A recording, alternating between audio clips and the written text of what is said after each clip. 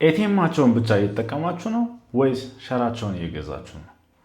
አዋሽ ባንክ እንደሚታወቀው ሰሞኑን ሊስት ተደርጓል የኢትዮጵያ ስቶክ ማርኬት ኤክስቼንጅ ላይ። ስለዚህ የ30 ዓመት ኤክስፔሪንስ የያዘ ባንክ ኢትዮጵያ ስቶክ ኤክስቼንጅ ላይ ሊስት መደረጉ ምንን ያመለክታል? እኛ ሀገር ላይ ይህ ስቶክ ማርኬት ገና አዲስ ከመሆኑ አንጻር ምን ይፈልጋል? ትረስት ይፈልጋል በማርኬቱ። ማርኬቱ ላይ ደግሞ እንደዚህ ሂውጅ የሆነ ፕሌየር ሲገባ የትረስት ኢሹ እያደገ ይመጣል ማለት ነው። አዋሽ ባንክ ማለት 113 ቢሊዮን የኢትዮጵያ ብር ወርዝ የሚያደርግ ባንክ ነው።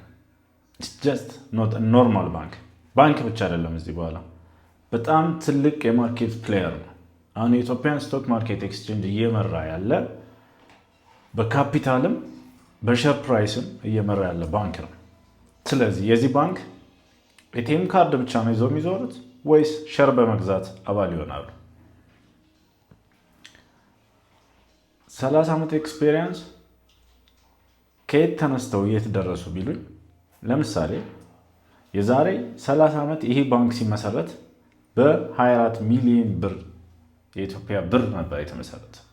አሁን 24 ቢሊዮን የኢትዮጵያ ብር ፔድ አፕ ካፒታል አላቸው።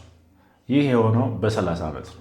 ስለዚህ አስቡት፣ ያኔ ሸርሆልደር ቢሆንና ዛሬ የ24 ሚሊዮን ብር የነበረው ባንክ 24 ቢሊዮን ሲደርስ የ1000 እጥፍ ማለት ነው። 24 ሚሊዮን ወደ 24 ቢሊዮን። ስለዚህ የአዋሽ ባንክ ወደ ስቶክ ማርኬቱ መቀላቀል ምንን ያሳየናል? ባንኮቹ ስቶክ ማርኬት ላይ ያላቸው እምነት እየጨመረ መጥቷል ማለት ነው። ይህ ሲሆን ደግሞ የሰው ፍላጎት አዋሽ ባንክ ይዞት የሚመጣ ከስተመር፣ አዋሽ ባንክ ይዞት የሚመጣ ሼርሆልደር የስቶክ ማርኬት ኤክስቼንጅ ተሳታፊውን ቁጥር ይጨምረዋል ማለት ነው። እርሶስ እየተሳተፉ ነው? አትሊስት መግዛትና መሸጥ እንኳ ባይጀምሩ ስለ ስቶክ ማርኬት ያሉትን እውቀት ለማሳደግ ምን ያክል ርቀት ሂደዋል? ራሱን ይጠይቁ።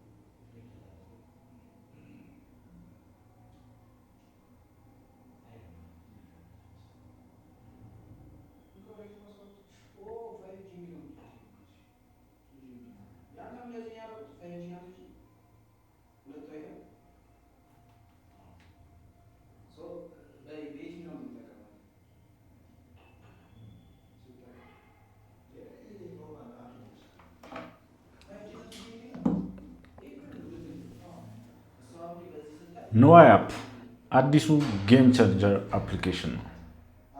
ንዋይ አፕን እስካሁን ዳውንሎድ አድርገዋል? መጠቀም ጀምረዋል?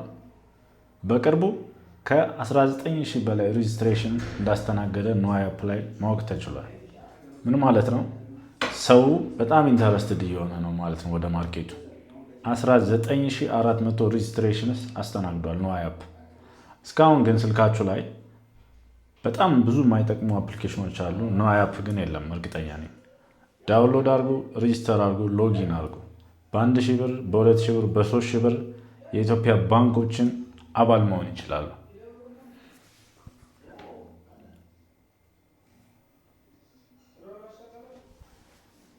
ኢንቨስቲንግ በአጭሩ ኢንቨስትመንት በስልካችሁ መጥቷል። ይህም የሆነው በንዋይ አፕ አፕሊኬሽን ምክንያት ነው። ንዋይ አፕ ብላችሁ ፕሌይ ስቶር ላይ ሰርች አድርጉ፣ ዳውንሎድ አድርጉት፣ አካውንት ክሬት አድርጉ።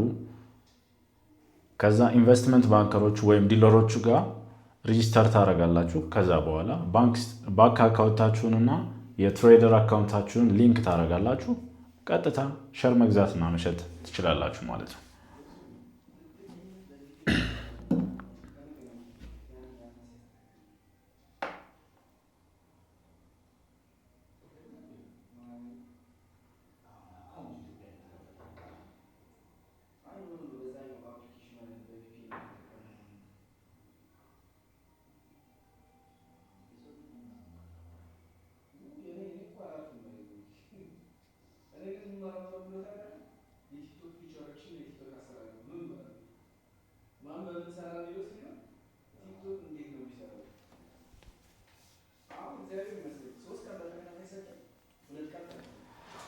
ሰሞኑን አዳዲስ የተቀላቀሉ ኢንቨስትመንት ባንኮች አሉ። ፈርስት አዲስ ኢንቨስትመንት ባንክ እና ስንቄ ኢንቨስትመንት ባንክ። እነዚህ ኢንቨስትመንት ባንኮች እና የዲለርሺፕ ተቋማት ምን ይጠቅማሉ ካላችሁ፣ ባለፈው 6 ነበሩ፣ አሁን 8 9 ሆነዋል። ስለዚህ እናንተ ሜምበር ስትሆኑ የእነሱን የኮስት እናንተ ትራንዛክሽን ስትፈጽሙ ስትገዙና ስትሸጡ የሚቆርጡባችሁ በፐርሰንት እሱን አወዳደራችሁ ሬጂስተር ማድረግ አለባችሁ። ዲፈረንሳቸው እሱ ነው። ስለዚህ የትረስት ኢሹ ይኖራል፣ የአፕሊኬሽን ፊ ይኖራል፣ ኮስት ፊ፣ ትራንዛክሽን ፊ። እሱን አወዳደራችሁ ሬጂስተር ስታደርጉ አማራጫችሁ እየሰፋ መጥቷል ማለት ነው። ለምሳሌ ወጋገን ባንክ ሜምበር የሆነ ሰው ወጋገን ኢንቨስትመንት ባንክን ለመጠቀም ትረስት ሊያደርግ ይችላል። ሌሎቻችሁ እንደዚህ አይነት ሪሌሽንሽፕ የሌላችሁ ግን በሚያስከፍሉት ዋጋ መሰረት እያወዳደራችሁ ሬጂስተር ማድረግ ትችላላችሁ ማለት ነው። ስለዚህ ሰሞኑን አዳዲስ ኢንቨስትመንት ባንኮች ተቀላቅለዋል። ሌላ ዲቴይል ማወቅ የምትፈልጉ ለኤዱኬሽናል ፐርፐዝ ባዮ ላይ ባለው ስልክ ኮንታክት ማድረግ ትችላላችሁ። Thank you.